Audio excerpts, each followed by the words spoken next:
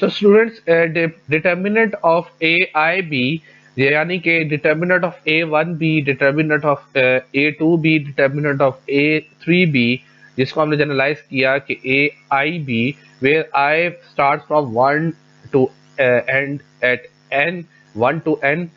सो इसको हम किस तरह फाइंड आउट करेंगे? सपोज हमारे पास जो है 2x2 का सिस्टम है। 2x2 में हमने A1B बनाना है, तो 2x2 का सिस्टम किस फॉर्म में होगा? A1x plus B1 y is equal to C1, A2x plus B2 y is equal to C2। ये फर्स्ट कॉलम है हमारे पास, और इसी तरह ये सेकंड कॉलम है।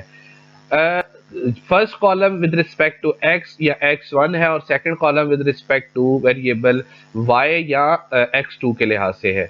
जब हम D1 बनाएंगे, या D1 का मतलब क्या है? A1B। D1 को हमने कह दिया ये क्या है? A1B। सो इसी तरह D2 है, वो बेसिकली A2B है। A1B इसलिए कहते हैं क्योंकि B हमारे पास जो है, B कॉलम जो है वो यूज होता है D1 D2 बनाने के लिए। अच्छा, जब हम D1 बनाएंगे यानी कि A1B बनाएंगे, तो जो फर्स्ट कॉलम है उसकी जगह पे रिप्लेस हो जाएगा इक्वालिटी कॉलम, यानी कि C1 C2, और बाकी की मिक्स उसी तरह जो है वो अपीयर होगी। इसी तरह जो D2 बनेगा, उसमें जो हमारे पास सेकंड कॉलम की पोजीशन आ रही है, उसकी जगह पे इक्वालिटी जो है वो चेंज हो जाएगी, इक्वालिटी जो है वो रिप्लेस हो जाएगी। इसी तरह अगर 3x3 होता, तो ओरिजिनल जो मैट्रिक्स था, उसके थर्ड कॉलम पे इक्वालिटी वेक्टर जो है वो रिप्लेस हो जाता। इसी तरह अगर 4x4 होता, तो D के ओरिजिनल फोर्थ कॉलम की जगह पे इक्वालिटी जो कॉलम है उसको हम रिप्लेस कर देते।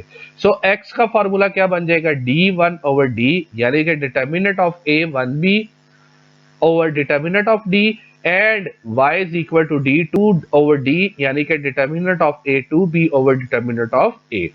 अब D क्या है? Column of first column of the system और second column of the system, जो बेसिक कोफिशिएंट मैट्रिक्स है हमारे पास A, उसी को हमने D कह दिया, जो है वो रिप्रेजेंट कर दिया, यानी डिटर्मिनेंट क्या आ जाएगा? A1 B2 minus A2 B1। सो इसी को हम एग्जाम्पल के तौर पे, और इसकी फर्दर आगे जो है 3x3 को जब हम डिस्कस करेंगे, तब भी हम इसको जो है साथ रिकॉल करेंगे। सो एग्जाम्पल के तौर पे हमारे पास 2x2, use the Cramer rule to solve the 2x2 का सिस्टम है। 3i1 minus 3x1 minus 2x2 is equal to 6, minus 5x1 minus 4x2 is equal to 8। अब इसमें हमें पता है कि जो सिस्टम का जो मैट्रिक्स का ऑर्डर है वो 2x2 है। सिस्टम में दो इक्वेशंस और दो जो है वो वेरिएबल्स जो है वो अपीयर हो रहे हैं। सो हमने सबसे पहले क्या किया? हमने ax is equal to b की फॉर्म में लिख दिया। a हमारे पास कोफिशिएंट मैट्रिक्स आ गया, ये a है, ये x है, और ये इक्वालिटी, ये जो है इक्वालिटी वेक्टर b है। सो कोफिशिएंट मैट्रिक्स क्या है? 3 माइनस 2 माइनस 5 माइनस 4, और x वेरिएबल्स क्या है? x1 x2। ये ऑब्जेक्टिव है हमारा, ये टारगेट है कि हमने x1 और x2 की वैल्यूज को फाइंड आउट करना है। और इसी तरह b इक्वालिटी क्या है? इक्वालिटी वेक्टर क्या है? 6 और 8। अब डिटर्मिनेंट ऑफ a क्या आएगा? 3 multiply with minus 4 and 3 multiply with minus 4 which is minus 12, minus 2 multiply with minus 5 which is positive 10। so positive into minus plus into minus minus, so ये आ जाएगा minus 22, minus 22। सो ये हमारे पास इसका determinant आ गया। अब A1B क्या है? A1B का मतलब है कि ये जो कॉलम है, इसको ये जो है ये रिप्लेस होगा, B जो है ये रिप्लेस होगा इस A1 की जगह पे, इस जगह पे। सो इक्वालिटी को हम लिखेंगे किसकी जगह पे? 3 माइनस 5। जब हम A1B बना रहे हैं तो यही हमने किया कि अगर मैं इसको सो ये रिप्लेस हो गया 6 8 के साथ। सो 6 8 हमारे पास इक्वालिटी जो टेक्निकली बी था, और साथ ये बी जो है ये सेकंड कॉलम जो है मैट्रिक्स ए का उसी तरह हमारे पास अपीयर हुआ। सो ये जो है ये A1B हमारे पास बन गया, क्योंकि हमने बी को भी यूज किया। 1 जो है वो डिनोट कर रहा है कि फर्स्ट कॉलम की जगह पे है। इसी तरह A2B क्या है कि सेकंड कॉलम की जगह पे इक्वालिटी जो है वो रिप्लेस हो जाएगी। सो वही हुआ, -2 -4 खत्म, और 6 और 8 हमने लिख दिया, और 3 -5 first column of a matrix A था। सो ये इसको हमने एज इट इज लिख दिया। अब ये A2B है और ये A1B। अब इसका डिटर्मिनेंट फाइंड आउट करना है, तो 6 मल्टीप्लाई विद -4 विच इज -24, और इसी तरह -24 और -24 मल्टीप्लाई विद +16, ये -24 multiply with minus minus plus +16, सो यहाँ से डिवाइडेड बाय -22 हमारे पास डिटर्मिनेंट ऑफ ए था, -22। और इसको जब हम सिंप्लीफाई करेंगे तो ये हमारे पास आ जाएगा यहाँ से -8 बाय -22, जिसे हम फर्दर लिख सकते हैं 4/11।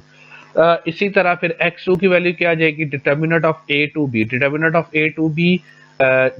Of A2B over determinant of A2B क्या आ जाएगा, 24 + 30, तो ये आ जाएगा 27 और ओवर -22।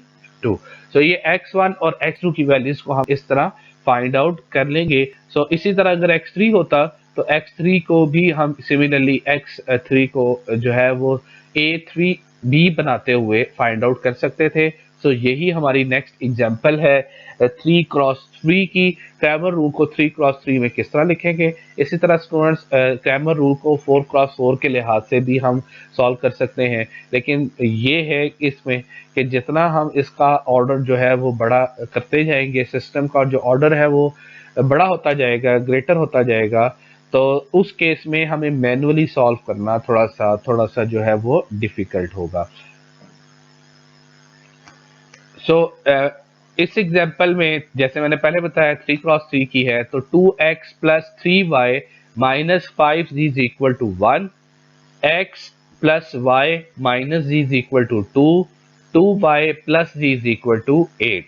अब यहाँ पे सिर्फ जो है x y z की डिनोट किए, सिर्फ रिप्रेजेंट किए गए हैं। आप x1 x2 x3 भी ये अब कह सकते, ये x1 के लिहाज से है, ये x2 है, हमने प्रीवियसली इसको जो है वो ये x3 के लिहाज से है।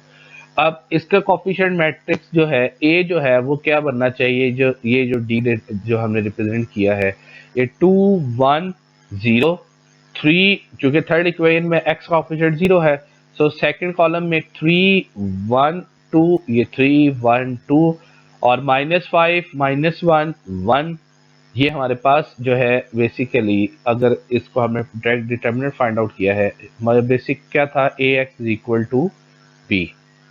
सो a हमारे पास इस केस में क्या आएगा, 2 1 0 3 1 2 -5 -1 1। सो अब जब A1B बनेगा तो पहले कॉलम की जगह पे रिप्लेस इक्वालिटी B होगा, ये B है 1 2 8, और A2 की जगह पे क्या, ये जो है A2 की जगह पे A2 जब बनेगा तो सेकंड कॉलम की जगह पे B आएगा, और A3 जब बनेगा तो थर्ड कॉलम की जगह पे B आएगा।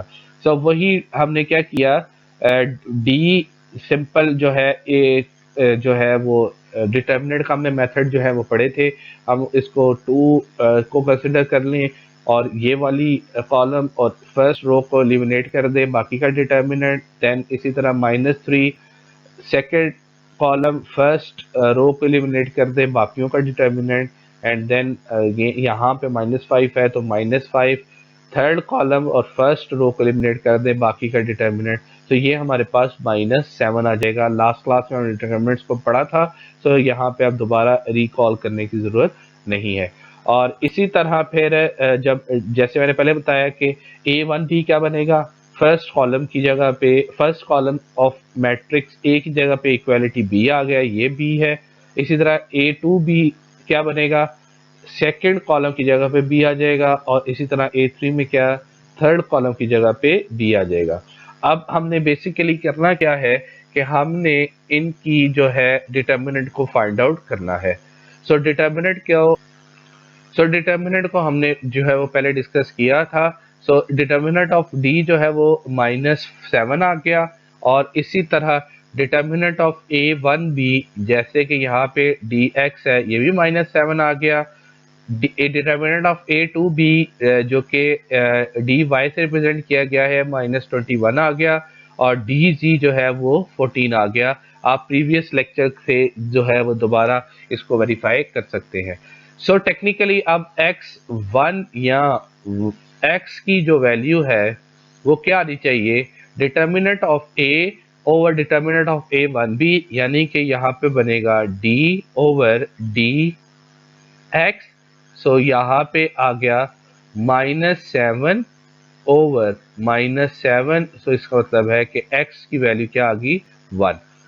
अब इसी तरह x2 जो कि y है, इसकी वैल्यू क्या बननी चाहिए, d ओवर dy। सो मैं यहाँ से अगर डायरेक्ट लिखूं तो dx ओवर d था, सो इसको dx ओवर d, तो ये आ गया हमारे पास -7 ओवर तो ये -7 over -7 which is 1। So d2y क्या है, dy over determinant of d, determinant of a which is d। सो यहाँ से आ जाएगा -21 ओवर -7। सो यहाँ से y की वैल्यू आ जाएगी 3। इसी तरह x3 यानी कि z की वैल्यू जो है वो है dz over d। So students यहाँ से dz is 14 over d is -7 which is -2। सो इस तरह फिर इनकी वैल्यूज को फाइंड आउट कर लेंगे। यही जो था हमारे पास 3x3 के लिहाज से एग्जाम्पल थी, और फर्दर 3x3 की एग्जाम्पल को हम जो है सेकंड एग्जाम्पल जो बेसिकली टॉपिक के लिहाज से थर्ड एग्जाम्पल है, इसको डिस्कस करते हैं।